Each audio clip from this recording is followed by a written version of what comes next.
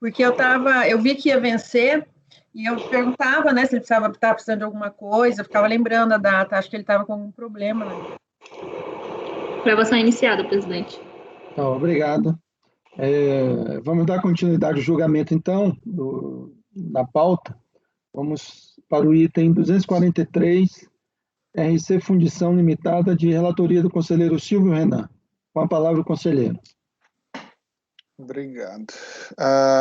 É um auto de infração de PIS e COFINS e multa proporcional de 75% relativa ao período de janeiro de 2005 a dezembro de 2006, em virtude da insuficiência de recolhimento decorrente da não aplicação de alíquotas diferenciadas e divergência na classificação adotada para os produtos comercializados. Então, a gente pode observar que o auto de infração, então, ele parte de 2 pontos. Primeiro, a adoção da alíquota.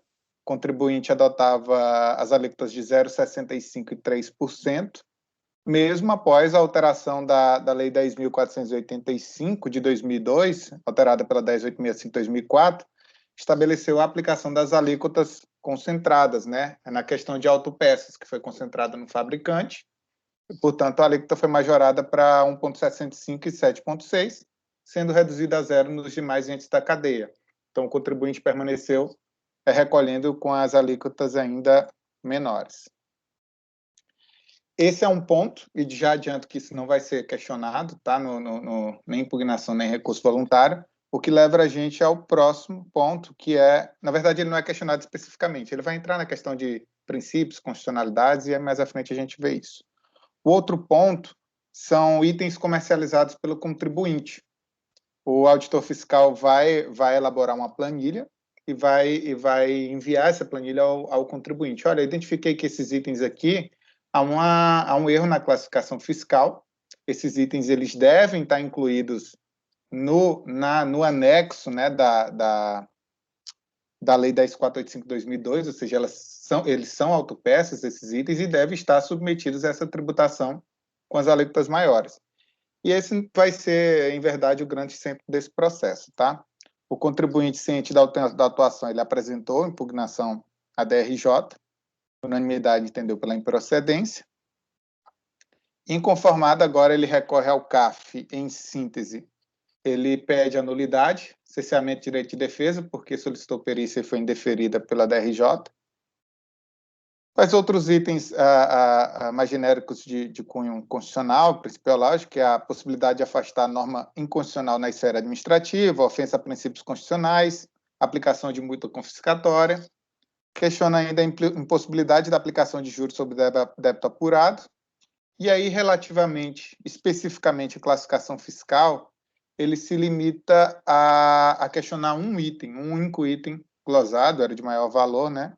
Que é esse que a gente está aí verificando no tópico C da manifestação, que seria esse 73.25.10.00, outras obras moldadas de ferro fundido, que o auditor entendeu como classificado no 8409.91.90. E aí, mais à frente, a gente entra em detalhes. Então, já partindo para o voto, eu de início faço Eu ressalto novamente a parte das alíquotas de 0,65% e 3%, que elas foram majoradas, mas, como eu já disse, isso não foi um objeto de recurso específico do contribuinte, de que ele deveria adotar essas alíquotas reduzidas, tá, de 0,65% e 3%. Então, eu apenas trago para o colegiado a legislação em si, que trouxe justamente essa modificação das alíquotas. E digo, já no final da página 4, inclusive, destacou a autoridade fiscal que, em resposta à consulta formulada pelo próprio contribuinte nos autos do processo final 2004-12, foi publicada a solução de consulta, número 463, concluindo que, a partir de 1º de agosto de 2004, independentemente do regime utilizado para apuração do imposto de renda, as pessoas jurídicas fabricantes e os importadores, relativamente às vendas dos produtos relacionados aos anexos 1 e 2 da Lei 10.485 de 2002, estariam sujeitos a essas alíquotas de 1,65% e 7,6%. As diferenças foram informadas, detalhadas pelo auditor fiscal em planilha, e esse ponto não foi especificamente contestado pela recorrente, restando abrangido somente pelos argumentos genéricos, relativos a princípios e nulidades, os quais serão desde já apreciados. Quanto à nulidade em si, cerceamento do direito de defesa em razão do indeferimento de perícia, esse é um argumento bem recorrente nos recursos voluntários. Eu já digo que afastei essa nulidade, né? Trago fundamentação com base no decreto 70235, que a diligência e a perícia ela pode sim ser indeferida pelo julgador de primeira instância, bastando que esse indeferimento seja motivado. E trago que a decisão de primeira instância foi motivada, ele indeferiu a perícia porque entendeu que o processo já estava pronto para julgamento. Então, vou afastar essa nulidade. No item 2, eu também não vou trazer muitas considerações, porque eu juntei tudo que o contribuinte traz relativo à parte constitucional. Ofensa a princípios constitucionais, possibilidade de afastamento na norma inconstitucional de decisão administrativa, aplicação de multa confiscatória. Então, tudo isso é um conjunto que é abarcado pelo texto da súmula CARF número 2, que não cabe ao CARF a apreciação da constitucionalidade da norma vigente. Então, esses pontos eu também estou afastando. Quando a classificação fiscal, que eu entendo que é o núcleo do litígio desse processo, aí eu vou levar um pouco mais de tempo, tá? Então, eu digo que, além das diferenças de alíquotas relacionadas aos produtos comercializados nos NCM previstos nos anexos 1 e 2 da Lei 10.485 de 2002, a fiscalização elaborou outra planilha, denominada de Produtos com Possíveis Erros de Classificação Fiscal, na qual foram relacionados alguns itens que deveriam ser reclassificados para códigos NCM previsto nos anexos 1 e 2 da citada lei, portanto, estariam sujeitos a essa nova alíquota. A planilha acompanhou o termo de intimação 02 quando o contribuinte foi intimado para. Então, o auditor entregou a planilha com erros de classificação e solicitou ao contribuinte: me apresenta projeto técnico, incluindo desenhos e descrições dos produtos constantes nessa planilha, desses itens. Me esclarece se os produtos constantes da planilha são utilizados exclusivamente como partes de máquinas e veículos das posições tais. Justifica a NCM que você adotou para esses produtos constantes da planilha e, caso você concorde, me informe tal fato. Como se consta, a fiscalização exigiu informações que permitissem a maior identificação dos itens constantes da planilha, os quais foram identificados com erros de classificação fiscal. Os itens reclassificados, conforme se extrai da folha 130, são componentes do freio de linha automobilística, blocos de compressor, componentes da bomba de água de veículos, componente do motor do Corsa e componente de turbina de caminhão. Vide planilha da folha 130. Então, eu trago justamente a planilha que é disponibilizada ao contribuinte, com a descrição que constava de cada um desses itens, com a classificação adotada tanto pelo contribuinte como alterada pelo fisco. Em resposta a essa intimação, que o auditor fiscal pediu esses dados, o contribuinte disse que concordou com a alteração da classificação. Olha, eu concordo com a alteração dessa classificação, isso está na folha 132 do processo, e não apresentou nenhuma daquelas informações justamente porque concordava com essa reclassificação. Diante da concordância, foi lavrado o auto de infração destacando os motivos da reclassificação realizada. Segundo a fiscalização, os componentes do freio, bomba d'água do motor CHT2, carcaça da bomba d'água AP, suporte da bomba de água do motor, braço Z31 354603 e o coletor Mercedes, segundo as especificações prestadas pelo contribuinte, os produtos foram fabricados para utilização em motores, devendo ser classificadas como parte deles, ou, no caso dos componentes dos freios, classificados como freios de suas partes. E aí eu faço justamente a transcrição do relatório da autoridade fiscal em que ele faz essa apreciação item a item e conclui pela reclassificação. Então, a gente pode observar, aí já indo para a página 8, que eu trago em negrito, que o contribuinte adotou como classificação, aí a gente vê bombas de ar, de vácuo, compressores de ar, e o fiscal diz, portanto, o contribuinte classificou todos estes produtos como sendo blocos de cilindros, cabeçotes e cárteres, e compressores de ar ou outros gases. Ocorre que tais produtos são utilizados nos freios de veículos, como o próprio contribuinte admite em planilha encaminhada ao fisco. A classificação adotada pelo fisco para tais produtos foi 8708-3090, que é justamente partes e acessórios dos veículos automóveis das posições tais, freios e suas partes. E o auditor faz essa reclassificação e fundamenta com base na RGI 1, que é justamente que a posição é definida pelo texto, né? Pelo texto das... Mais à frente eu vou ler a íntegra da RGI. E ele faz essa mesma apuração para os outros itens, tá? Trago também, venho trazendo essa transcrição do relatório fiscal aí no corpo do voto. E a conclusão do físico é muito simples. Olha, isso não são compressores, isso não são bombas de ar, isso são partes e peças, partes de veículos. A conclusão do físico é mais ou menos nesse sentido, e mais à frente a gente vai adentrar um pouco mais nisso. E aí, ao final da página 9, eu venho dizendo: apesar de ter informado a concordância com a reclassificação adotada, o contribuinte, tanto em sede de impugnação como em recurso voluntário, trouxe breves comentários a respeito, demonstrando sua insatisfação com a autuação. Conforme consta em suas razões de defesa, fundamentado na RGI 2A, argumenta que as referências a um artigo em determinada posição abrangem esse artigo, mesmo incompleto ou inacabado, desde que apresente no estado em que se encontra as características essenciais do artigo completo ou acabado. Dessa forma, tendo em vista que o produto fabricado é remetido para outra empresa de fundição, não se trata de uma autopeça, visto não possuir as características do produto acabado, características essas adquiridas somente após passar pela empresa seguinte da cadeia. E aí vem as minhas palavras: não procede. Após ampla análise dos autos e reflexão sobre o tema, tenho que concordar com as exatas conclusões do colegiado de primeira instância. Apesar da recorrente ter concordado com a classificação adotada pelo físico, e abre aspas, me utilizo das palavras da DRJ, não pode agora, em sede de impugnação, pretender reformular sua concordância baseada numa regra de interpretação dissociada de qualquer outra comprovação ou contraposição à bem fundamentada classificação procedida pelo autuante. Percebe-se, então, e aí já nas minhas palavras, que a deficiência na comprovação da existência de fato extintivo ou modificativo da situação jurídica posta já era de conhecimento da recorrente desde o acórdão de primeira instância.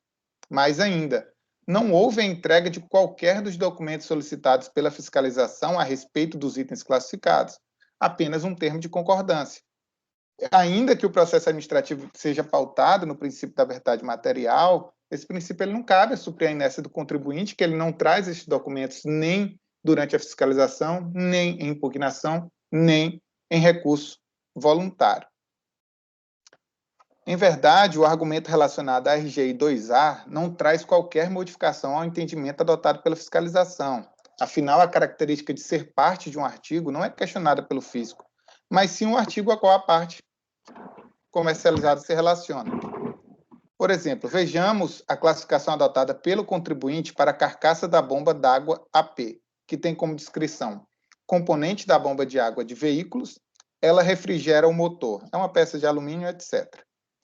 Classificação do contribuinte é como ferramentas pneumáticas hidráulicas ou com motor de uso manual. A do fisco, que no meu entender é pertinente, né, é partes reconhecíveis como exclusivas ou principalmente destinadas aos motores das posições 8407 e 8408. A gente percebe que essa classificação do contribuinte na 8467 como ferramentas pneumáticas de uso manual não faz qualquer sentido ao caso específico, né? Nós estamos falando de uma bomba de água de veículos. Então, isso não é uma ferramenta de uso manual. Ora, se não se está discutindo ser o produto uma parte ou não de um artigo específico, como bem expresso pela fiscalização, a reclassificação decorreu diretamente da RGI 1, sendo a alteração no código decorrente do próprio texto das posições da nota de seção. Trago aí o texto da RGI 1.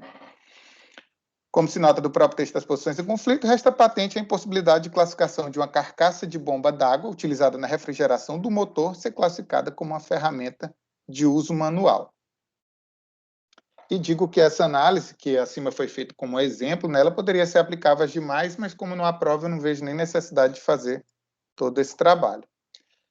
E aí venho no ponto que é específico do recurso do contribuinte. Eu digo, talvez, como concluiu a autoridade de primeira instância, tenha a recorrente pretendido questionar somente a reclassificação desse item, que é o braço Z31354603, descrito como componente do motor do Corsa, suporte do motor do Corsa, peça fungida de ferro nodular com mistura de ferro e silício e ferro-magnésio, peça rebarbada. Aqui também não há qualquer reparo a ser realizado. A recorrente buscou aproximar a situação em litígio com o acórdão número 203-02772, quando se entendeu que, conforme comprovado por perícia técnica para aquele acórdão, tá? Os materiais consistiriam em peças fundidas em estado bruto, sem características essenciais de peças acabadas, ainda sem finalidades definidas. E aí o acórdão foi entender justamente nesse sentido, como naquele caso lá não tinha ainda uma característica de autopeça, mas era uma peça bruta, não teria como ser classificado para aquele caso como autopeça. O caso ora em litígio não segue o mesmo raciocínio. Primeiro, pela inércia da recorrente em trazer aos autos qualquer prova ou indício para lastrear seus argumentos, não havendo prova capaz de modificar o ato praticado pela autoridade fiscal. Segundo e último, porque a característica de ser uma parte ainda sem finalidade definida me parece distante do caso concreto, especialmente quando se descreve o produto como componente do motor do Corsa. Vejamos as divergências e classificações justamente desse item. Trago a classificação do contribuinte, que bota como outras obras moldadas de ferro fundido, ferro-aço, e aí ele vai classificar nessa 7325-1000. Trago as notas explicativas, vou poupar o colegiado a leitura, mas, em síntese, ele coloca que nessa posição não vão ser classificadas, vão ser classificadas nessa posição somente, desculpa, gente, não inclui nessa posição as obras moldadas que constituem artigos compreendidos noutras posições da nomenclatura, por exemplo, partes reconhecíveis de máquinas ou de aparelhos. Então, a nota explicativa é justamente nesse sentido. E a classificação do fisco, a meu ver, pertinente, é na 8409. A gente está falando de parte componente do motor de Corsa. Então, não tem como eu negar que isso seria classificado como uma parte reconhecível, como exclusiva ou principalmente destinada ao motor da posição 840708. Então, ao me ver, pelos documentos que constam no processo, que eu já adiantei, são poucos, o contribuinte ele não traz os documentos que ele deveria trazer, eu entendo que não deve ser revisto o posicionamento do fisco. E concluo dizendo que, diante da ausência de provas que permitam questionar a reclassificação adotada pelo fisco, não há dúvida quanto à pertinência da reclassificação realizada, especialmente por tratar-se de parte de motor de veículo. Desta feita, conclui-se pela manutenção da reclassificação pelo fisco, visto que a recorrente, durante todo o processo administrativo fiscal, ou mesmo durante o procedimento de fiscalização, não trouxe aos autos qualquer prova capaz de modificar o ato de reclassificação praticado pela autoridade. O último item para julgamento é que o contribuinte questiona a incidência dos juros sobre o débito exigido.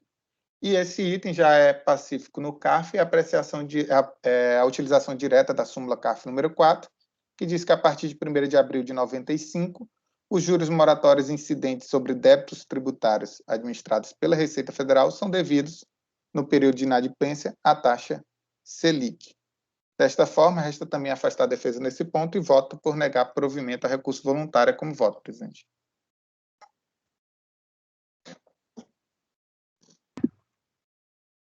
Ok. Algum questionamento?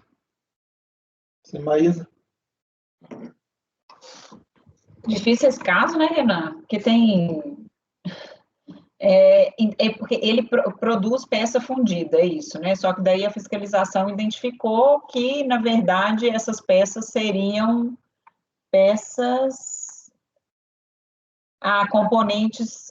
tá, entendi. Desculpa, é só porque eu estava tentando entender aqui junto, conforme você estava lendo o voto. Mas, assim...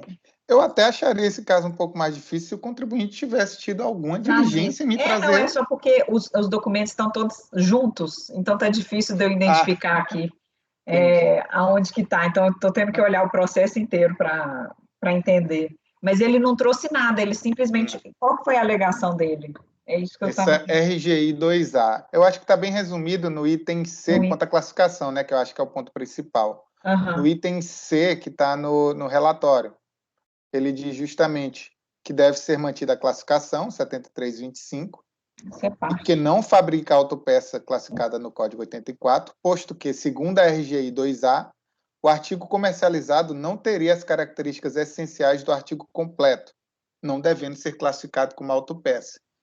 Desculpe, mas para mim eu não consigo entender a aplicação da... Posso fazer RGI.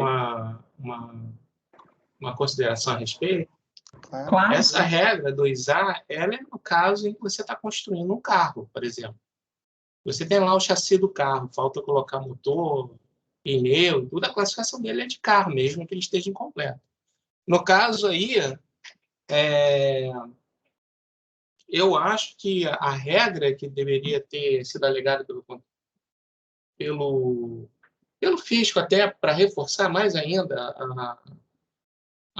a posição do fisco, com a qual eu concordo com a análise do Renan também, é a 3A. Quando pareça que a mercadoria possa se classificar em duas ou mais posições para aplicação da regra 2B ou por qualquer outra razão, a classificação deve ser efetuada da seguinte forma: a posição mais específica prevalece sobre as mais genéricas. Todavia, quando duas ou mais posições se refiram cada uma delas a partes de matérias constitutivas, aí é quando a mistura de materiais, né? Nesse caso aqui, existe uma posição específica para partes reconhecíveis como exclusivamente destinadas aos motores das posições 8407 e 8408. E a 8407 abarca os motores de todo o capítulo 87, que são veículos automotores. Então, ela não tem como não deixar de reconhecer que ela, de fato, é uma bomba de água ainda não completa, mas recebe a mesma classificação da bomba, e que é parte reconhecível de um motor automotivo. Até porque é muito notório que as cadeias de fornecedores da indústria automotiva são praticamente exclusivas. As pequenas empresas que produzem autopeças, elas produzem autopeças exclusivamente para a indústria automotiva, a não ser que surgisse nos autos algo que demonstrasse o contrário, porque isso é notório, né? Então, ele não está produzindo bombas de água para outras finalidades que não seja motor de carro. Não tenho motivos para imaginar que haja diferença disso.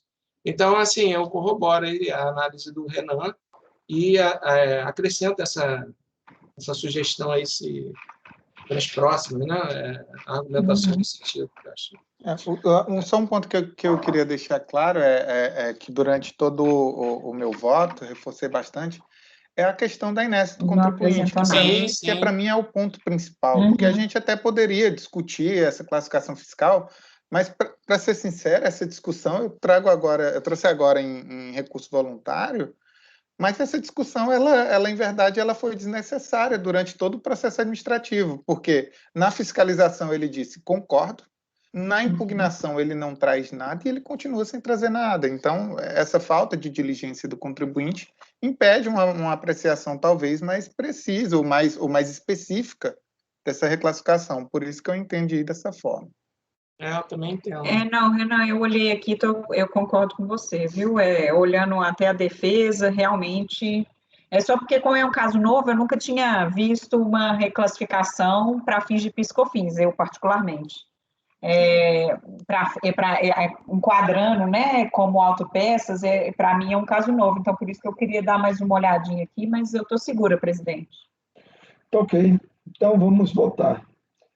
Conselheira Maísa, como vota? Realmente eu achei, é um caso diferente e eu acho que o Renan ele conseguiu adentrar em todos os pormenores e eu acho que esse ponto que ele salientou muito da ausência de contraprova, até da demonstração de que não seria utilizado como uma parte, né, desses produtos automotivos, eu concordo plenamente, eu acompanho e parabenizo pelo voto, Renan. Conselheiro Marcos Roberto, como vota? Eu acompanho o relator, além do ótimo voto apresentado pelo conselheiro Silva, ele reproduz, inclusive, a diligência do auditor na intimação inicial a mostrar quais eram os itens para ele questionar, e ele não questiona. Então, assim, não há dúvida nesse caso, pelo menos no meu ponto de vista. Acompanho o relator. E conselheira Cíntia, como vota? Acompanho. E conselheiro Jorge Cabral, como vota? Acompanha o relator. Conselheira Renata Belin, como vota? Com o relator. Conselheira Mariel, como vota? Com o relator, presidente. Eu também acompanho o relator.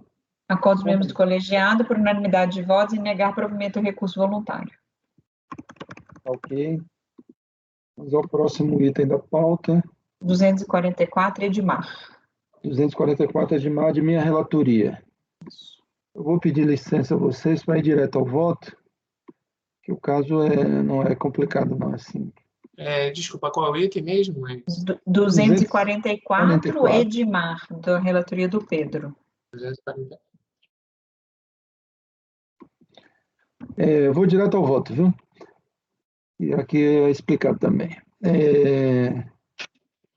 O recurso voluntário é tempestivo e atende os demais requisitos de admissibilidade, a razão pela qual dele se deve conhecer.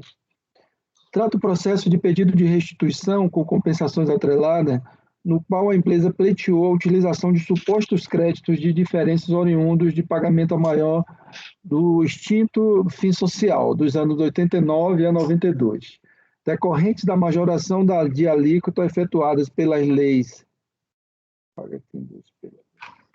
7.689 de 88, 7.787 de 89, 7.894 de 89 e 8.174 de 90, declaradas inconstitucionais em mandado de segurança coletivo número tal do Sindipostos, sindicato da categoria do Estado do Ceará.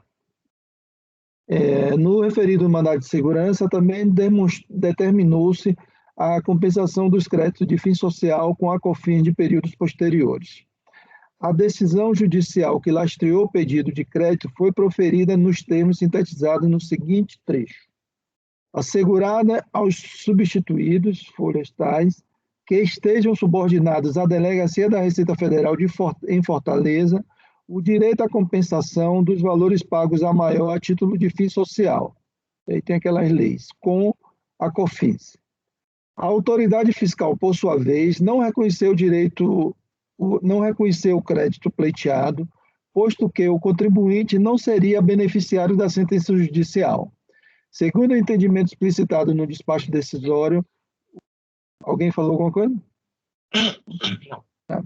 O contribuinte, ao tempo da impetração do mandado de segurança coletivo pelo Sindipostos Ceará, Sindicato dos Postos de Gasolina do Estado do Ceará, era circunscrito à DRF Juazeiro do Norte, não tendo sido, por isso, contemplado pela decisão judicial prolatada, que restringiu sua eficácia aos impetrados abrangidos pela circunscrição da DRF Fortaleza.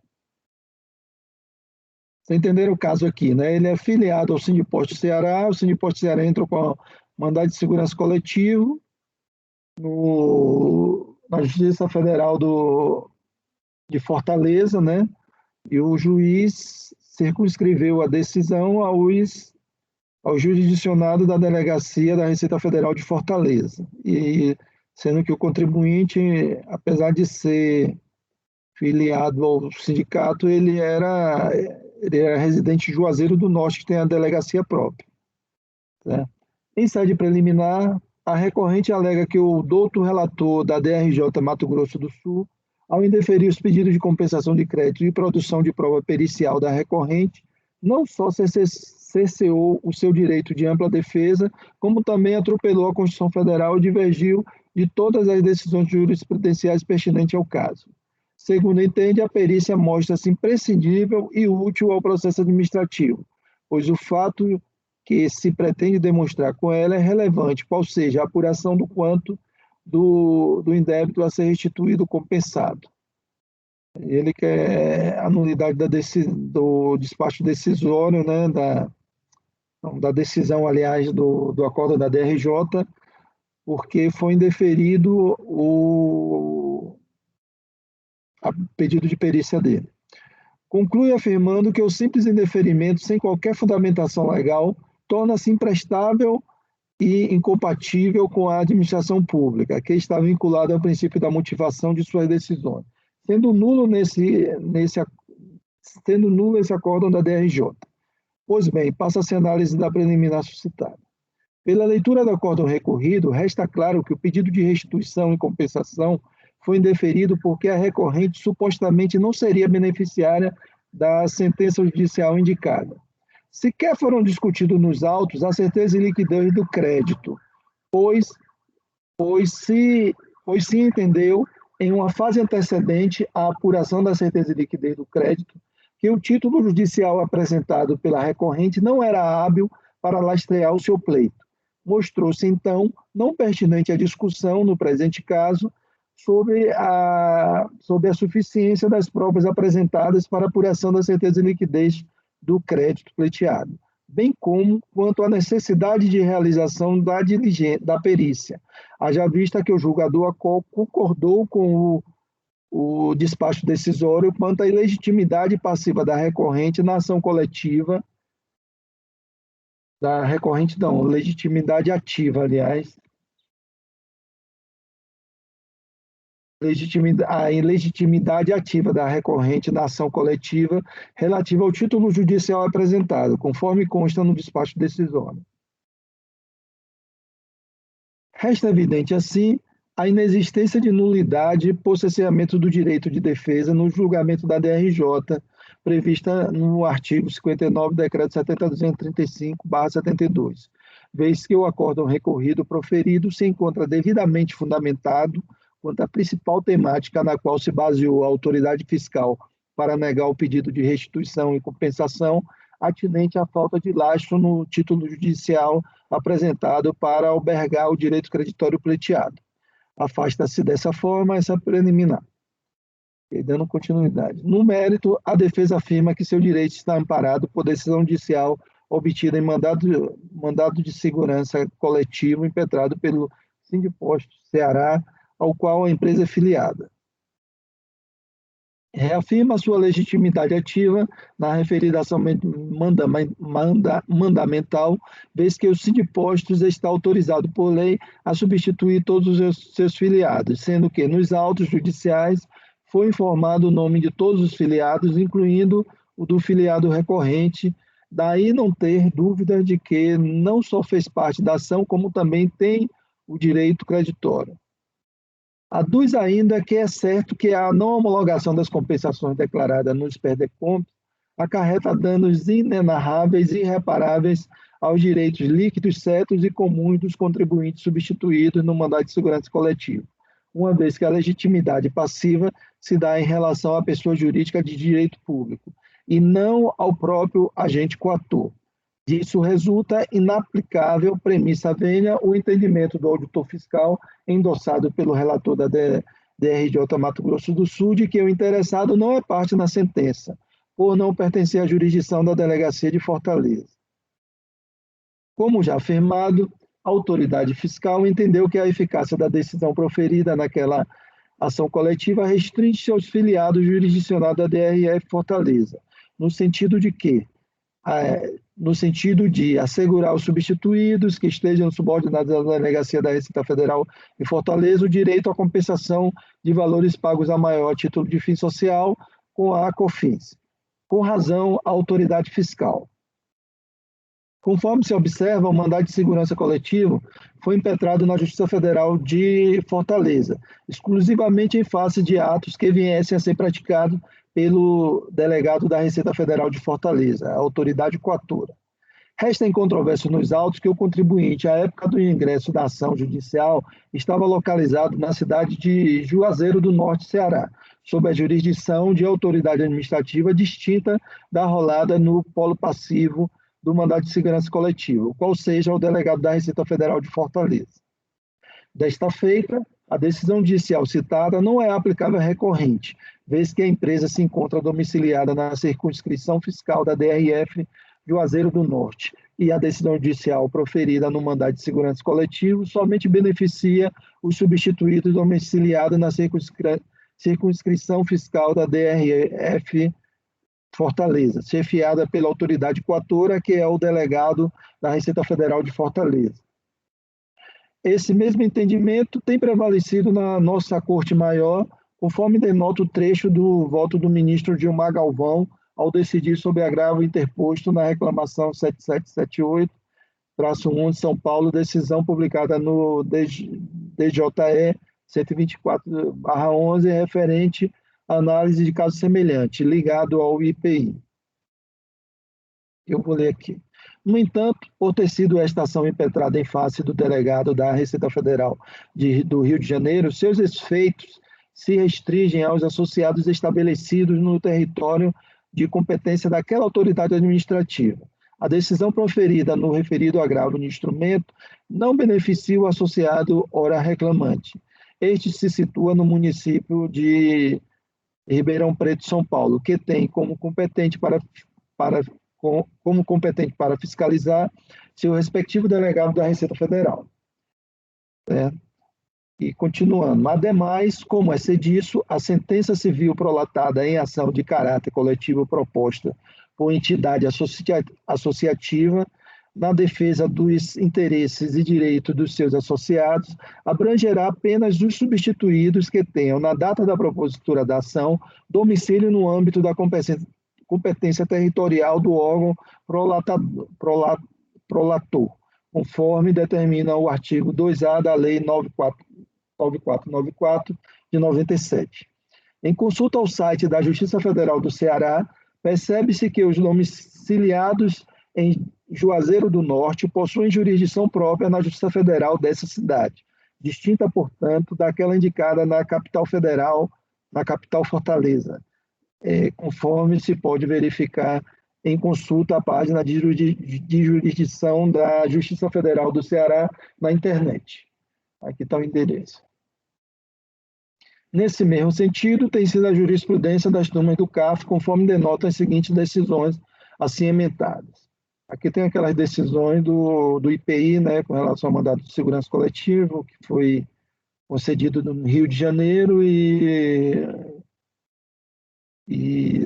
dos associados, tem o nome da associação dos fabricantes de bebida, né? E o restante do Brasil queria se beneficiar dessa decisão. Então, tem várias decisões do CAF que são no entendimento que não há esse benefício. A sentença circunscreve ao território, né, do órgão prolatador da sentença, ok? Do órgão judicial prolatador da sentença. Assim, conclui-se que a sentença do mandado de segurança coletivo não deve atingir para beneficiar ou prejudicar outros contribuintes filiados à entidade representativa que não pertence à jurisdição da entidade coatora indicada, devendo-se, por isso, ser negada a eficácia da sentença citada para a recorrente, visto que o mandamos foi impetrado em face do delegado da Receita Federal do Ceará, de Fortaleza, Ceará, e a recorrente, à época, tinha jurisdição a delegacia de Juazeiro do Norte, Ceará. Os demais argumentos suscitados pela recorrente, a exemplo da suficiência das provas para demonstrar a certeza e liquidez do crédito pleiteado e pedido de perícia contábil, deixam de ser analisados, haja vista que a lide foi decidida em matéria que prejudicou a análise dos demais itens, atinente a direito creditório pleiteado fundado em título judicial que não beneficia a solicitante. Diante do exposto, voto no sentido de negar provimento ao recurso voluntário. Esse é o voto. Alguém tem algum questionamento? Pedro, eu lembrava de ter alguma coisa de repercussão geral sobre isso, de mandado de segurança coletivo. É porque eu vi que você não fez referência. Do IPI, não. Essa decisão do IPI que eu li aí. Mas esse é repercussão geral? Porque era novo. Na minha cabeça não era uma coisa antiga assim. Eu acho que... Eu tenho minha dúvida se tem repercussão geral, viu? Capaz que tem. Esse julgamento sobre o IPI. Maísa. Oi. Tem o RE 61-243 Paraná, Marco Aurélio. Isso, então, esse tema 499.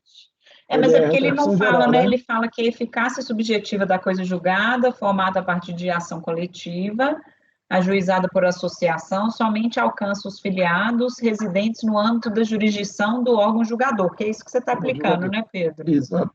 Isso também. Aquele caso meu desse mês, dessa reunião, do Helma, teve essa mesma situação, até que eu citei um voto do Salvador, né, e ele menciona esse tema, que tem que, até a data da propositura da ação, tem que estar domiciliado no mesmo...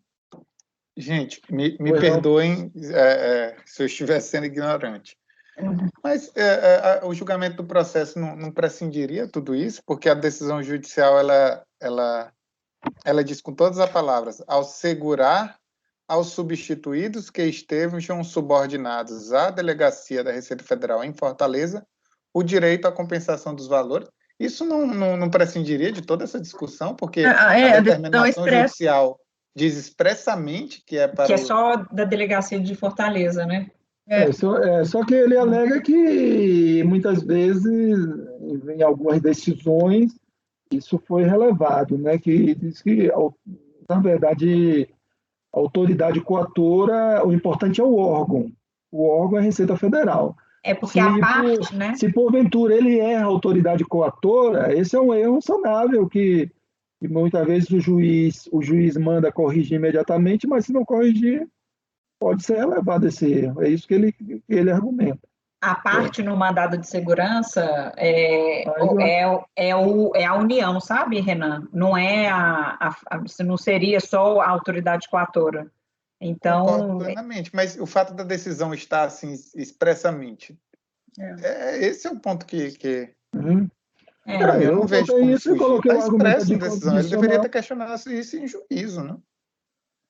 Pois é, e a questão que você colocou aqui da jurisdição é diferente mesmo, né, Pedro? Que você até colocou aqui que é outra jurisdição, não é a mesma... Então, Pedro, eu só recomendaria de você colocar essa repetitivo, porque às vezes, esse repetitivo não, a repercussão geral, perdão, esse 612.043. Não, é só porque você vai fundamentar, o fundamento já está em repercussão geral. Então, beleza, eu vou colocar, então. Eu vou falar outra incerteza. Salvo engano, eu acho que existe uma decisão para sindicato e outra para associação civil, não? Eu também não lembro disso. Essa está como associação civil na defesa dos associados. Mas, Pedro, eu estou vendo o cartão do CNPJ dele aqui até hoje. Ele tem está estabelecido em Brejo Santo. Brejo Santo não é de Fortaleza, não pertence a Fortaleza. Para mim, eu ficaria só com as palavras da decisão, para mim, são suficientes, tá? Não, eu estou falando, Renan, até hoje, o cartão dele hoje, o cadastro dele de Juazeiro. PJ está em Brejo Santo, que, como o Pedro coloca, pertence a Juazeiro. Até hoje ele não é nem questão assim que alterou o endereço, algo parecido, com relação à data da propositura ou não. Ele, de qualquer forma, ele foge ao comando da decisão judicial. Não, o que eu fiquei na dúvida, porque isso aqui teve discussão, não teve, assim, essa discussão de fim social, qual que é o tema, se não foi reconhecido em repercussão geral ou repetitivo, e o contribuinte poderia estar eventualmente abarcado por isso. Mas eu acho que ele nem alegou isso, né, Pedro? Pelo que eu vi aqui, ele só buscou a legitimidade com base na ação mandamental mesmo, né? Com base numa perspectiva geral e não considerando o que constou dentro da sentença, é isso, não foi? Isso. Qual foi, exatamente, qual foi o repetitivo que vocês falaram aí sobre... o de associação civil, 612.043. Ele é de 2017, tema 499. Assim, mesmo só... Porque é o mesmo fundamento que você está usando aqui, Pedro. Ok. Aí por isso que eu ia olhar essa questão da jurisdição, mas você colocou no voto aqui, colocando que não é da mesma jurisdição, enfim, e o contribuinte não alegou também que teria outros efeitos fora disso. A discussão dele foi só quanto ao mandado de segurança, né? Então... Exato. A jurisdição, na verdade, eu que coloquei esse argumento adicional. Não, para você respaldar. Ok, então vamos ao voto? Conselheiro Silvio Renan, como vota? Com o relator. E conselheira Maísa, como vota? Eu também acompanho, presidente. Conselheiro Marcos Roberto, como vota? Também acompanho. Conselheira Cíntia, como vota? Acompanho. Conselheiro Jorge Cabral, como vota? Acompanho o relator. E conselheira Renata Binim, como vota? Com o relator. E Mariel, como vota? Com o relator. Acordo os membros do colegiado por unanimidade de votos e negar provimento ao recurso voluntário. Tá ok, obrigado. Vamos Agora agora os servos. de relatoria do conselheiro Renan, item 245 da pauta. Com a palavra o conselheiro Renan.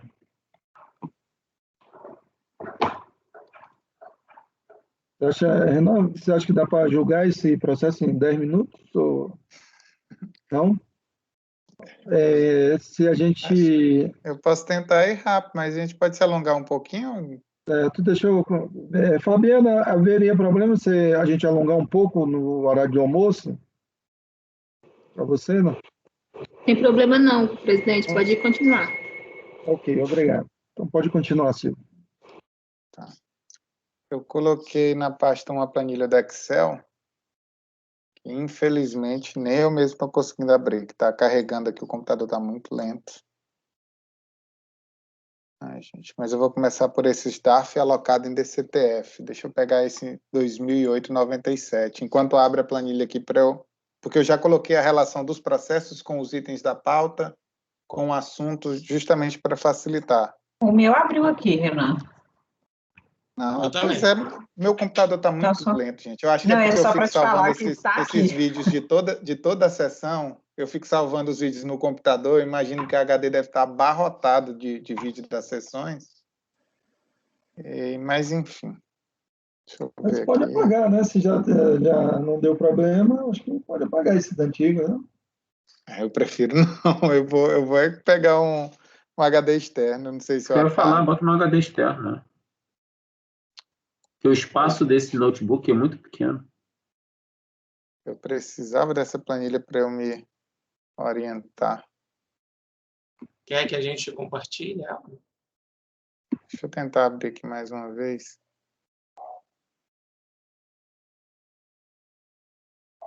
Pronto, abriu. Ótimo. Pronto, então vamos conversar por esse 2008-97 ao item 246 da pauta, tá, Maísa?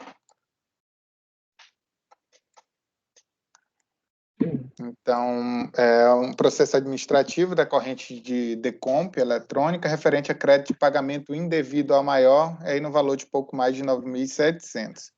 São casos clássicos de que o contribuinte pede a restituição de pagamento indevido, mas o pagamento está alocado a um débito em DCTF. O contribuinte ele é cientificado desse indeferimento, da não homologação da compensação, e nesse processo o argumento dele, já em primeira instância, é de que a DRJ não teria, na verdade, a delegacia da Receita Federal, né, não teria apreciado uma DCTF retificadora que ele apresentou muito antes do despacho rescisório. Na verdade, ele apresenta a DCTF retificadora antes mesmo da decomp. E a DRJ, o que ela vai entender é justamente o contrário. Ela diz, olha, a DCTF retificadora foi sim processada, no entanto, parte dos novos pagamentos informados nessa DCTF retificadora não foram confirmados, por isso o pagamento permaneceu alocado ao débito declarado na DCTF. O contribuinte, em breve defesa, ele explica que retificou essa DCTF e que o pagamento não confirmado, que a DRJ se referia, né, que teria não sido confirmado para a extinção desse débito, ele junta os DARFs agora em sede de recurso voluntário.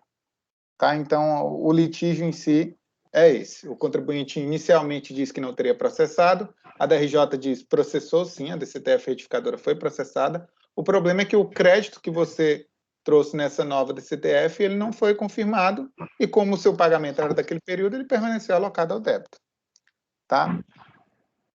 Já no voto, eu vou trazer, inclusive, as planilhas apresentadas pelo contribuinte sobre a DCTF retificada e retificadora. Renan, você está lendo qual voto? Desculpa.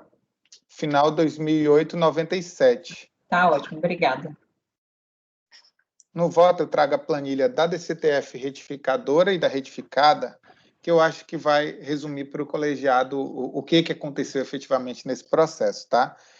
Eu faço o destaque desses pagamentos. Qual é o litígio em si? Ó, se o colegiado observar, na primeira tabela, que é da DCTF retificada, o contribuinte utiliza para abater o débito identificado 2 pagamentos, um de R$ 9.775,97, que é esse que ele pretende utilizar agora, e outro pagamento de pouco mais de 4 mil, que totalizaria 14.554. Na DCTF retificadora, ele informa um novo pagamento aí do ano de 97, no valor de 14.554,50. Eu não sei se o colegiado já conseguiu entender, mas o que o contribuinte fez foi somar os 2 pagamentos e informar na DCTF retificadora como se fosse um novo. E o que ele traz agora em recurso voluntário? Comprovante dos pagamentos de 9 mil e 4 mil da DCTF retificada. Então, o próprio contribuinte ele faz prova contra ele mesmo. Ele está dizendo, olha, eu utilizei o pagamento de 9 mil na DCTF retificadora. Eu só não informei lá os valores do pagamento. Eu consolidei os 2 pagamentos em um só de 14 mil. Eu não sei se consegui ser claro, mas o processo em si, esse e o seguinte, é só isso.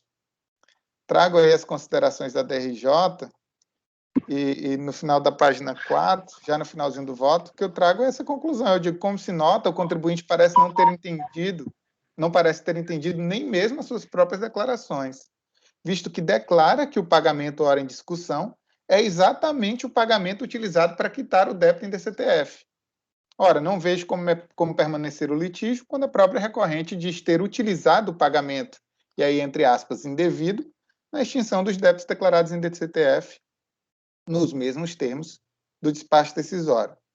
Desta feita, tendo em vista a utilização integral do pagamento para extinção dos débitos do período de dezembro de 2000, não poderia a contribuinte agora em decomp novamente querer utilizar esse pagamento agora para compensar débitos de 2003. Pelo exposto, eu voto por negar provimento a recurso voluntário. Esse meu voto é aplicável aos itens 246, 245 e 246. É idêntico. Um é esse pagamento de 9 mil, o outro é esse pagamento de 4 mil. Ok. Algum questionamento? Não? Conselheira Maísa, como vota? Eu compreendi o porquê que te deu tanto trabalho, Renan, e realmente deve ter sido um caso complicado, porque para você conseguir entender isso daqui, e ficou muito claro para mim, então eu acompanho. Conselheiro Marcos Alberto, como vota? Acompanho o relator. Conselheira Cíntia, como vota? Acompanho. Conselheiro Jorge Cabral, como vota? Acompanho o relator. Conselheira Renata Benin, como vota? Com o relator. E Mariel, como vota? Com o relator. E eu também acompanho o relator. Acordo dos membros do colegiado por unanimidade de votos e negar provimento ao recurso voluntário. 245, 246. Bom, agora vamos para o 248, processo final 2008-53. 2008-53, ele está aí como minuta res, é uma proposta de resolução, tá? É um caso bem específico desse processo. É um processo administrativo também decorrente de declaração de compensação relativa a crédito e pagamento indevido a maior, período de apuração agosto de 2000. E aí o valor do pagamento, pouco mais de R$50 mil. Conforme se traz despacho decisório, o DARF também, no mesmo sentido, já estava alocado a débitos declarados em DCTF do período de agosto de 2000 e dezembro de 2001. A compensação foi não homologada. O contribuinte, em sede de primeira instância, ele alega, em síntese, que a decisão não havia observado as retificações das DCTF realizadas anteriormente, em junho de 2003 e dezembro de 2004, que teriam liberado o crédito do pagamento realizado, ora utilizado em compensação. A DRJ também, no mesmo sentido do processo anterior, explicou que as DCTF retificadoras haviam sido observadas no processamento da DECOMP, entretanto, os pagamentos permaneciam alocados aos débitos declarados em virtude dos créditos informados na DCTF retificadora não terem sido confirmados. Ademais, o contribuinte não teria observado a necessidade de apresentação de PER-DECOMP nos termos da IN 210 de 2002, sendo seu ônus a comprovação do direito creditório. E aí trago a ementa da DRJ. O contribuinte, inconformado com essa decisão, ele vai recorrer ao CARF, alegando em síntese que não poderia um acordo recorrido alegarem falta de acesso aos documentos. E aí é a manifestação dele em relação ao ônus comprobatório. Ele disse que a DRJ teria que buscar os documentos que comprovassem o crédito dele. Afirmou a existência de homologação tácita da compensação realizada nos autos do processo final 9973. Se o colegiado observar, eu não falo desse processo em nenhum momento no relatório. É porque realmente é o momento em que surge esse processo, é no recurso voluntário. Em nenhum momento se falou sobre ele. E justamente vai ser esse o motivo da minha proposta de diligência.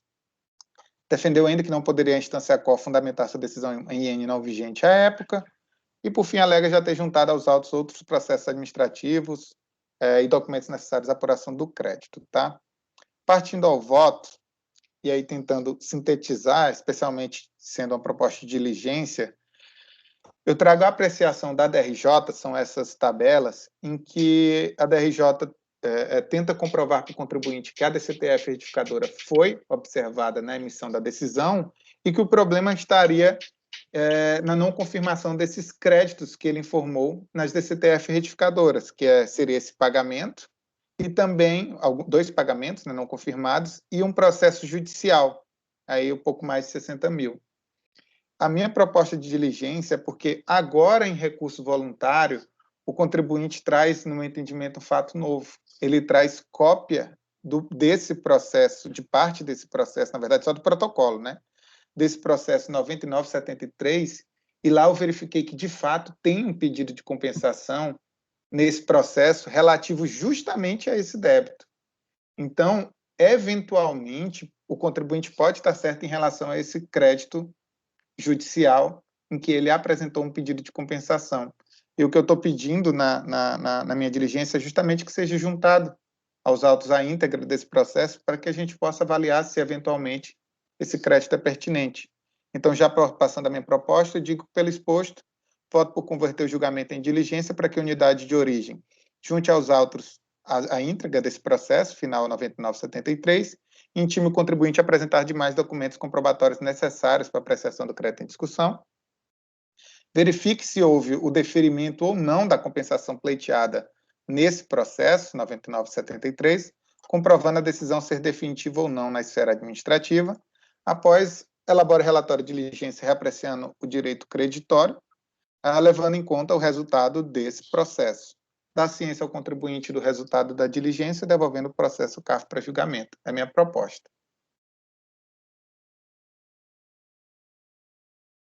Ok. Algum questionamento? Não? Conselheira Maísa, como vota? Acompanho. Marcos Roberto, como vota? Acompanho. Cíntia Helena, como vota? Acompanho. Jorge Cabral, como vota? Acompanho. Renata Belim, como vota? Acompanho.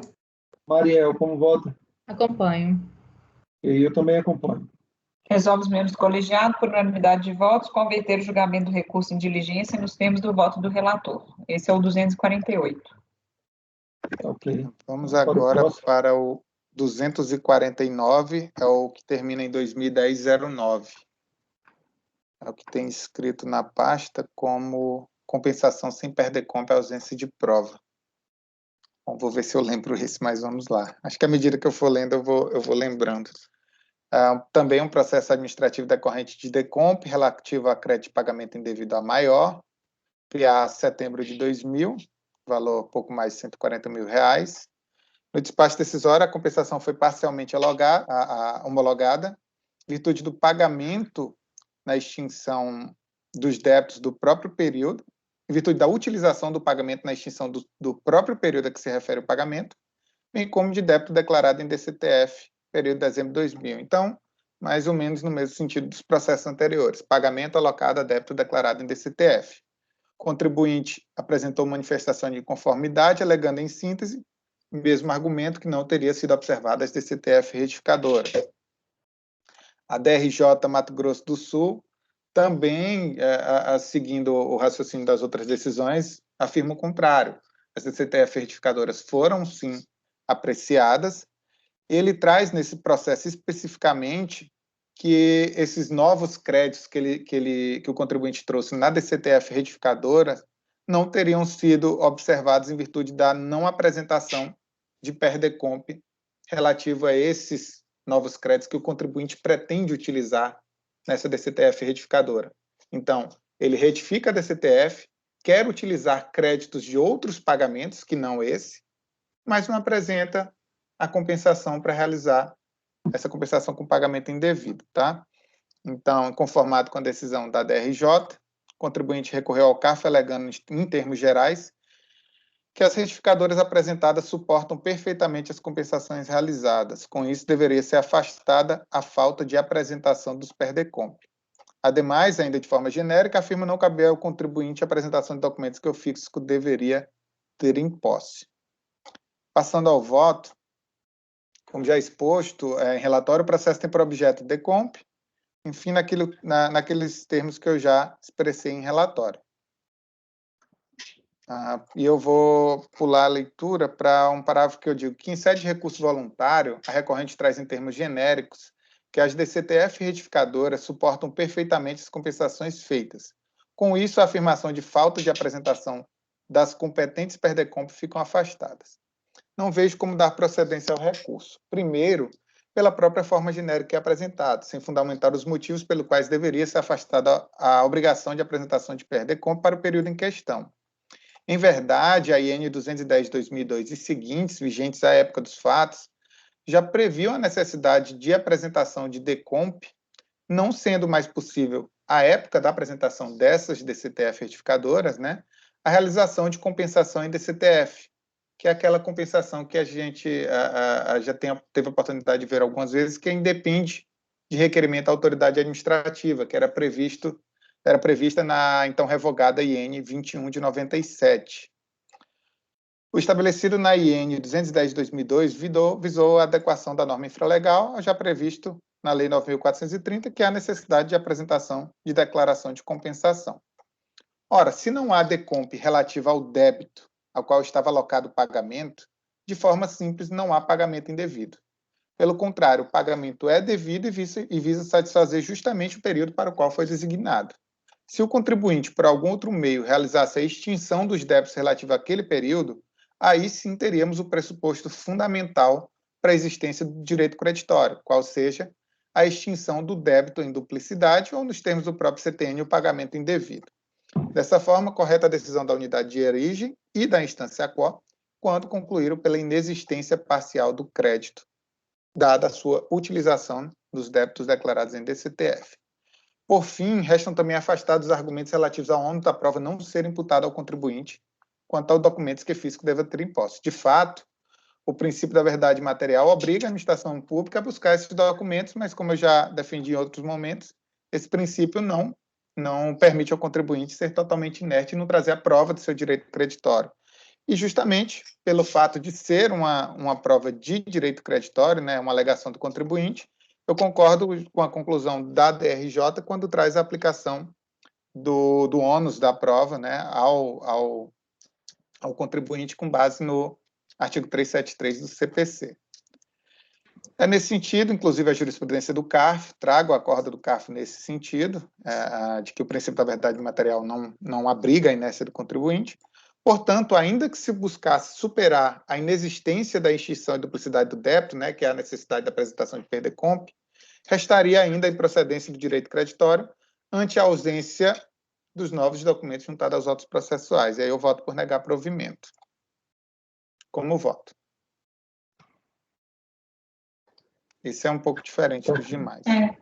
O Renan, assim, abrindo o processo aqui, ele era despacho decisório eletrônico, né? Eu não entendi aonde que surgiu esse negócio da necessidade de apresentar a compensação no PERDECOMP, porque tem um PERDECOMP aqui. Sim. É assim, deixa eu tentar explicar com mais calma. A primeira decomp que ela apresenta é essa decomp utilizando crédito de pagamento indevido. 2007. Okay. E aí, qual é a alegação dele na primeira instância? Olha, eu retifiquei a minha DCTF liberando esse pagamento aqui. Por isso que meu crédito é bom, deve ser aceito pela Receita. E a DRJ fala justamente o contrário. Não, contribuinte, sua DCTF foi processada. O problema é que você traz agora, na sua DCTF retificadora, crédito, pagamento indevido, né, que ele afirma ser indevido, mas você não compensou, não apresentou decomp para esses pagamentos. Entende? Não é essa decomp, é que ele deveria ter apresentado outra decomp para utilizar esses pagamentos indevidos. É um pouco complicado, é meio que uma cadeia. Eu não sei se estou me fazendo claro, mas... Eu juro que eu não entendi, perdão. Porque não, assim, mas pode ser o caso, pode ser que nem você, não. Porque ele apresentou um pedido de compensação no valor de 193 mil, com Selic, né? Cadê? 141 mil e o valor com Selic daria 193. Isso, que é esse que nós estamos julgando. Isso. Aí a fiscalização não reconheceu, colocou que só teria um valor de crédito disponível de R$ 9.000. Isso. Porque esse pagamento estaria alocado a outros débitos. Esses outros estariam nos outros débitos aqui, que é 21, todos COFINS. 2000, setembro, 2000. Beleza. Aí o que o contribuinte vai falar? Mas eu retifiquei essas DCTFs e liberei esse pagamento. Tá. De 140 mil. De 141 mil. Ele é liberado. Retificadora, ele anexou a retificadora, está aqui, tá? 2003. Não, a retificadora não tem esse valor de 141 mil. Justamente isso. A alegação dele é que ele teria liberado esse pagamento na retificadora. É justamente isso. É a alegação do contribuinte. E o que a DRJ concluiu? Você tirou o pagamento desse período, mas você está colocando um crédito que não foi confirmado, você nem apresentou decomp para utilizar esse crédito. Você não pode trazer um pagamento lá da década de 90, inserir em sua DCTF retificadora e pretender que isso seja uma compensação. Foi justamente o que eu coloquei, essa compensação direta em DCTF da IN 2197, ela não existia mais à época.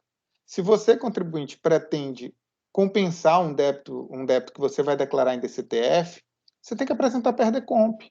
Tá. A IN 210 já traz essa previsão. Então, eu até acredito, sendo bem sincero, que o motivo não foi só essa questão do PERDECOMP, o motivo também é que esses pagamentos não teriam crédito suficiente. Só que isso não vai ser abordado no processo e eu não vou trazer isso de ofício. Não, isso não é a razão de decidir. Não, eu acho que ficou claro que, olhando a DCTF retificadora, essa de 2005, realmente não faz sentido, porque esse 141 mil aqui, ele está compensando na DCTF. E ele não apareceu aqui também. Soma dos créditos vinculados, não está claro, não, concordo. E o ponto, assim, a principal também, para negar provimento, é que se ele pretende declarar um crédito, ele deveria trazer uma prova. Eu não tenho dúvida quanto a isso. Ainda que a gente superasse essa necessidade de apresentar PERDECOMP, a gente teria pagamentos que ele trouxe na DCTF retificadora como sendo possíveis de compensação, passíveis de compensação, mas ele não traz qualquer comprovação de que esses pagamentos estariam disponíveis. Por que esses pagamentos têm crédito? Então, ainda que eu superasse a necessidade de apresentação de DECOMP, ainda assim eu não teria como comprovar a existência do crédito. Por isso que esse aqui eu não entendo nem a necessidade de diligência, tá? Não, concordei, tá bom, beleza. Só porque ficou difícil, mas depois que eu vi a DCTF retificadora aqui, deu para entender. Okay. Obrigada. Podemos votar? Podemos, acompanhe, presidente. Conselheira Maísa, acompanha. Marcos Alberto? Também acompanho. Cíntia Helena? Acompanho. Jorge Cabral? Acompanho. Renata Bini? Acompanho. Mariel? Acompanho. Eu também acompanho. Então, esse é o 249, acordo do membro do colegiado por unanimidade de votos e negar provimento ao recurso voluntário. Vamos para o 250 da pauta, é o processo final 2006-41. Já vai mudar um pouquinho. 2006-41 é o que tem DARF não localizado.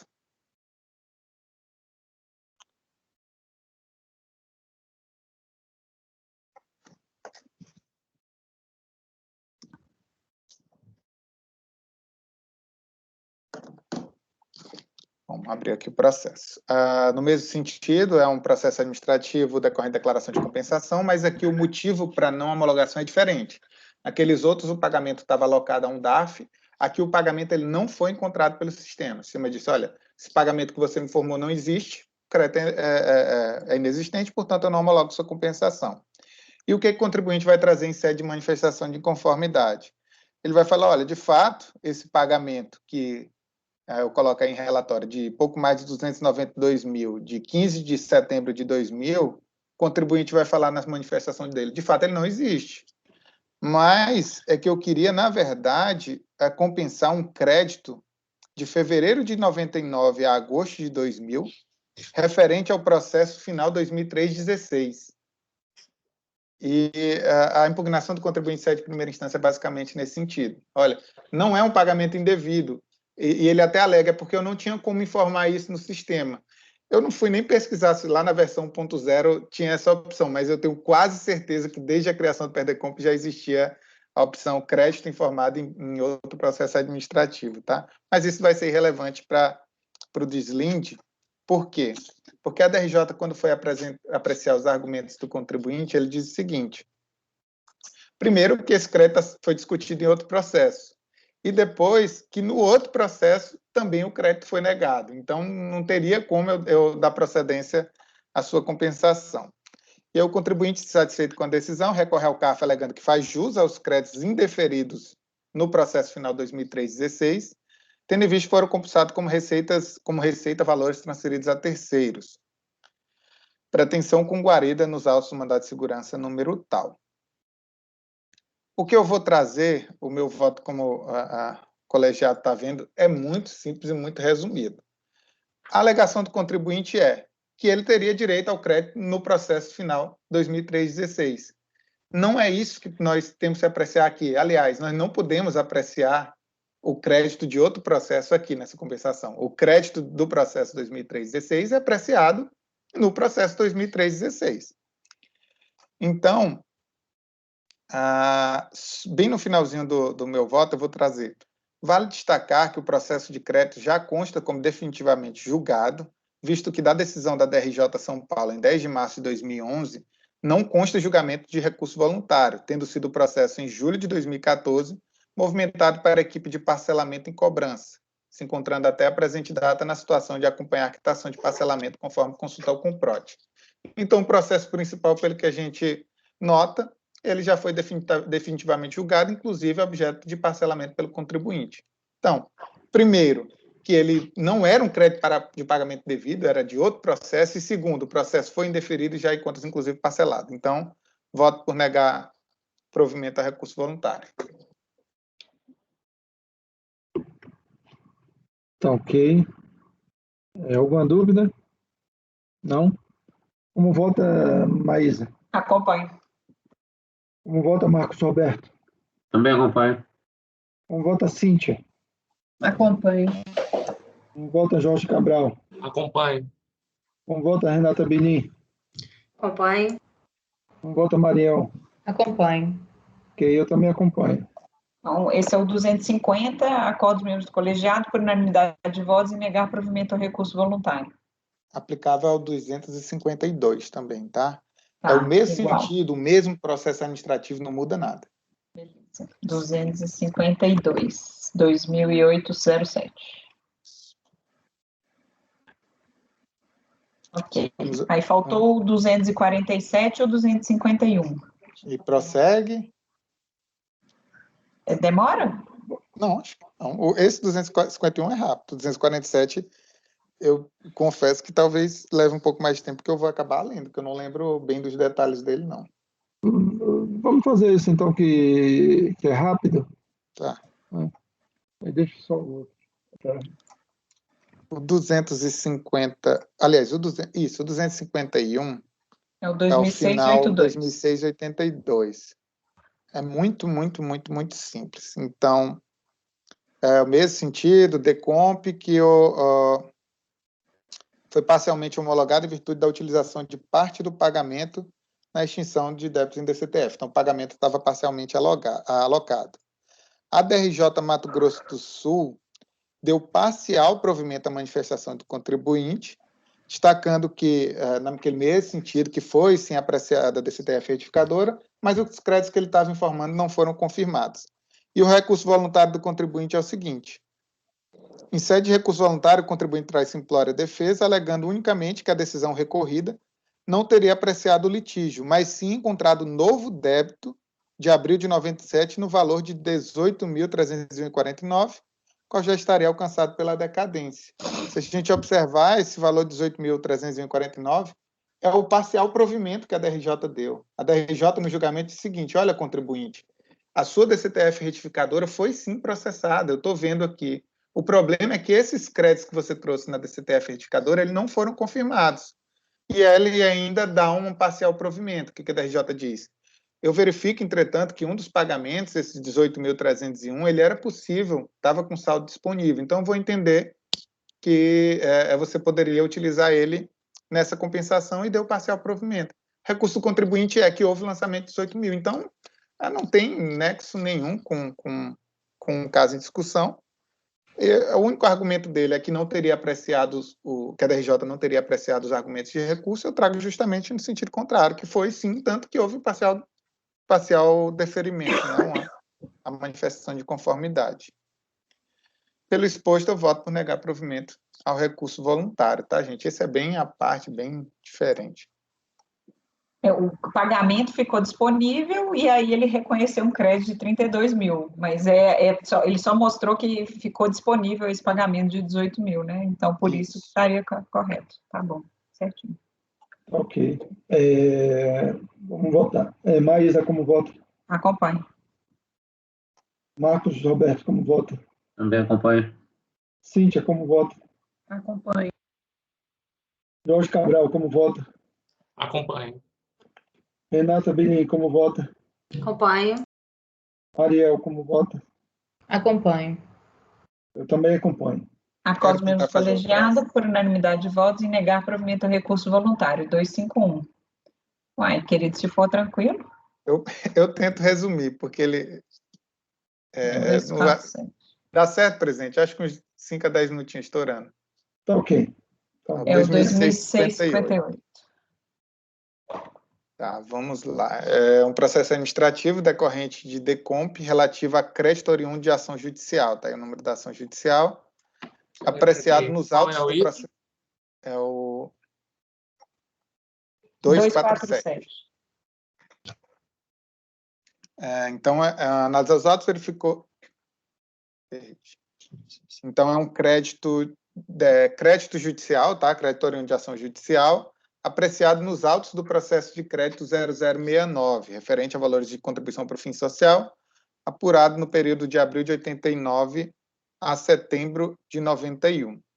Então, a gente já vê já de início que o contribuinte vai estar aqui querendo tratar de um crédito que foi apreciado também em outro processo administrativo, tá? Em analisar os autos, verificou-se que a autoridade tributária não homologou as declarações de compensação em virtude da inexistência do crédito, posto que todo o valor deferido naquele processo principal, tá, no 0069, já havia sido utilizado na compensação realizada anteriormente no âmbito do próprio processo 0069. Assim, não restando crédito disponível para a compensação dos débitos posteriormente declarados em decomp, controlados por esse processo administrativo distinto, nos termos do despacho decisório, não foram homologadas as compensações apresentadas a partir de abril de 2004. Tentando deixar mais claro, o contribuinte protocola esse processo 0069, faz nele um pedido de compensação, declara um crédito de ação judicial e também pretende a compensação já nesse processo 0069. E esse processo segue o trâmite normal dele. Posteriormente, em 2004, ele traz declarações de compensações eletrônicas, decomp. E nessas decomp ele diz, olha, esse crédito aqui é o lá daquela ação judicial. que foi julgada naquele processo 0069. Aqui, pelo menos, o tipo de crédito ele vai acertar, que realmente é um crédito de ação judicial de outro processo administrativo. A DRJ entendeu que não caberia a discussão nesse processo sobre o crédito julgado naquele outro processo, 0069, nos termos da ementa que segue. Insatisfeito com a decisão de primeira instância, recorreu ao CARF alegando homologação das compensações apresentadas em virtude do decurso do prazo de mais de 5 anos, e afirma ainda que, de acordo com a planilha juntada aos autos, constata-se que a recorrente tinha saldo suficiente para todas as compensações declaradas, apesar da RFB não ter apresentado planilha de controle de crédito. Supõe que a insuficiência dos valores, e supõe mesmo, tá? Que a suficiência dos valores decorreu da não inclusão dos expurgos inflacionários concedidos nos autos do acórdão número tal. E já adianta, esse acórdão não é do contribuinte, não é desse processo, é um acórdão avulso, tá? Eu vou trazer isso no voto. Mas vamos lá. Vou defender aí, já em voto, vou trazer a relação das DECOMP, tá? E aí as DECOMP desse processo, lembrando, processo de 2000, que é o de crédito, já tinham compensações, nós estamos tratando de outras DECOMP eletrônicas que estariam utilizando o mesmo crédito daquele processo 2000. A decisão da autoridade fiscal, corroborada pelo colegiado de primeira instância, destaca a inexistência de crédito para compensação, fato esse decorrente da decisão proferida nos autos do processo principal, que é onde foi julgado o crédito 0069. Explicando melhor, por meio do despacho decisório no processo principal, o auditor concluiu que o contribuinte somente fazia jus a crédito de pouco mais de R$ 37 mil, relativo àquela decisão judicial. Crédito este integralmente utilizado para fazer frente a pedidos de compensação do próprio processo administrativo, daquele lado principal. Ocorre que, além dos pedidos de compensação vinculados ao crédito da ação judicial, também foram apresentadas declarações de compensação eletrônica nos anos de 2004 e 2005, e agora nesse novo processo que estamos apreciando. Foi nesse sentido que a Delegacia de Julgamento entendeu que não caberia, nestes autos, rediscutir o mérito já tratado nos autos do processo principal, e não tendo sido o crédito deferido suficiente sequer para o encontro de contras do processo do pedido de compensação, inicialmente apresentados, não restaria qualquer saldo para esses processos, para essas compensações novas, apresentadas em 2004 e 2005. Agora, em sede de recurso voluntário, a recorrente se resume a defender a existência de homologação tácita, bem como que teria, sim, crédito suficiente conforme a planilha de cálculo que ela anexa. Pois bem, inicialmente, quanto à eventual existência de homologação tácita, não deve prosperar.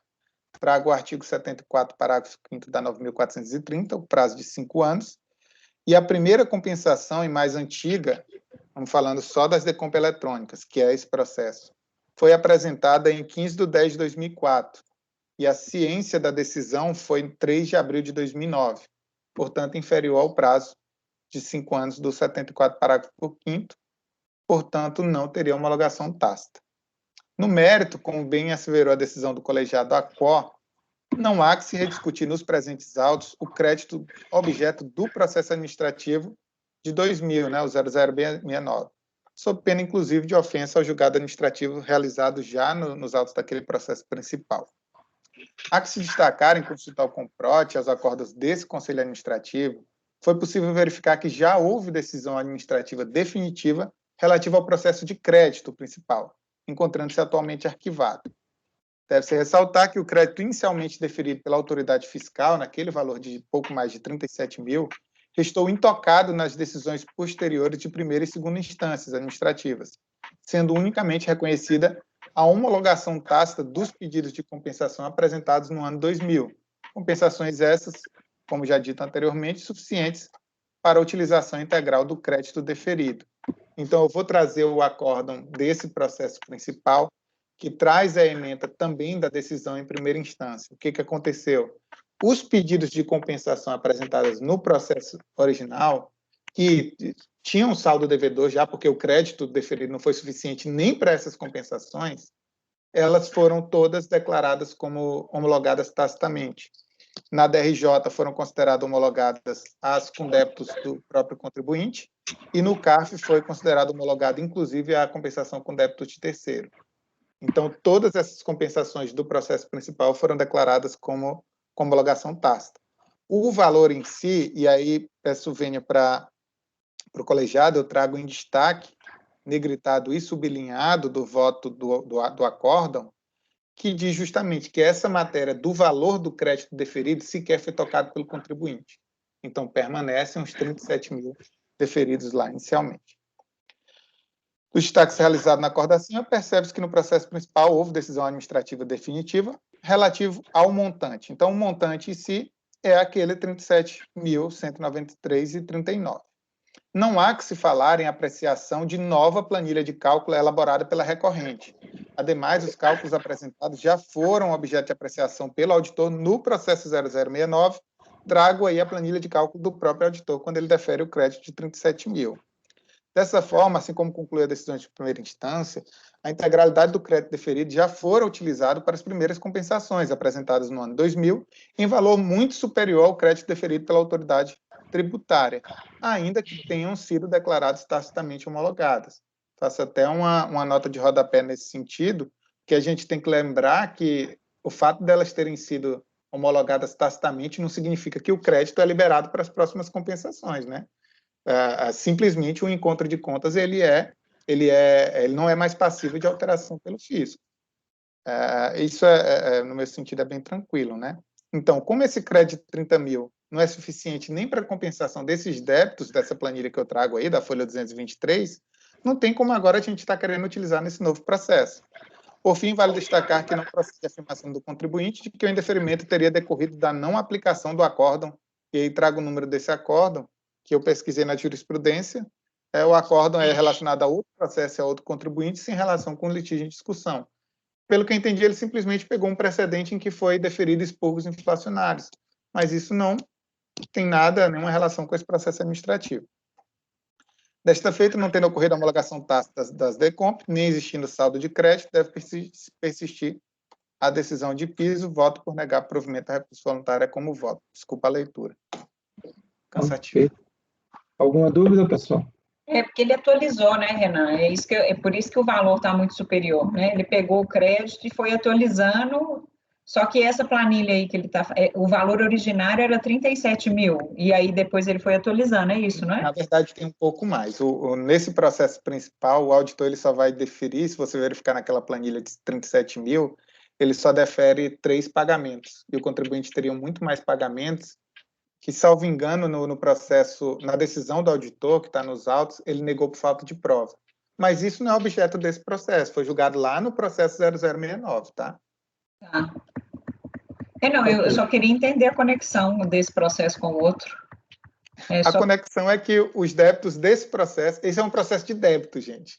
Normalmente só sobe o processo de crédito, né? Mas esse é um processo de débito, que isso ocorria, eu já até falei sobre isso algumas vezes, que eventualmente existe a transformação em digital de processos de débito, porque eles, hoje em dia, o sistema mesmo, ele já pega qualquer DECOMP que você apresentar, se você disser o seguinte, olha, é referente àquele crédito do processo tal, ele pega esse processo e vincula ao processo de crédito. Ele não deixa surgir diferentes litígios para o mesmo crédito. Só que esse processo é muito antigo, a época, às vezes, eram protocolados mais de um processo, a própria DECOMP é apresentada há mais de 4 anos do primeiro pedido de compensação, então os controles antigamente eram um pouco diferentes, tá? Uhum. Em tese, hoje em dia, isso não é mais para acontecer, o processo é um só, é o de crédito, ponto final. Eu peguei vários processos assim, por isso que eu estou te perguntando, porque eu fiquei com essa dúvida, realmente, quando a gente tem um outro processo no qual ele estava discutindo, e aí, por exemplo, reconhecer intempestivo lá, no outro. E aí, se a gente poderia, se eu não tive o crédito reconhecido lá, poderia ter reflexo aqui, só que no seu caso aqui, ele teve o crédito reconhecido lá, né? Parcialmente. E utilizou, só que aí teve a homologação tácita, né? Como a homologação tácita não libera o crédito, né? Não tem que utilizar agora isso. Eu acho que está ok. Tá ok, podemos votar? Conselheira Maísa. Eu acompanho, presidente. E conselheiro Marcos Borges. O Marcos Fabiano. Roberto, desculpa. Acompanho. Conselheira Cíntia Helena. Acompanho. Conselheiro Jorge Cabral. Acompanho. E conselheira Renata Benim. Peraí, acompanho. Conselheira Mariel. Acompanho, presidente. E eu também acompanho. Acorde os membros do colegiado por unanimidade de votos e negar provimento do recurso voluntário, 247. Tá ok, então. Então, acabou os processos da manhã, presidente. Acabou, né? Então, vamos encerrar a gravação, por favor, Fabiano. E a gente vai retornar às 14 horas.